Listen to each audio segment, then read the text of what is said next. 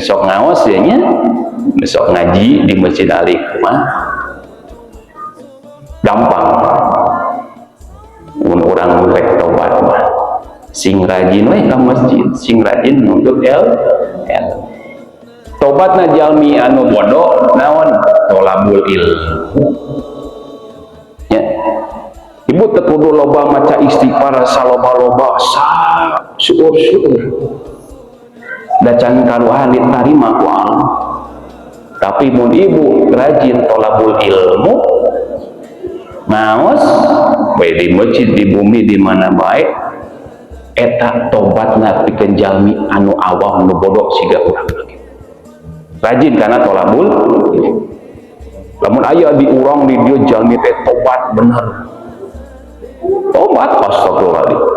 Di isuk subuh nepi ka asar istighfar terus, bohong. Naon? Isa can dipodohan. Ya, terus can kaluhan ditarima. Ya. Berarti tobatna bohong, can bener tobatna. Da tobatna bener mah ngaji, tolabul ilmu. Tobatna bener mah ngaji. Sok rek ngadu ka mana? Tobat ya Allah, abi teh tobat. Kan syarat tobat teh aya opat cenanya.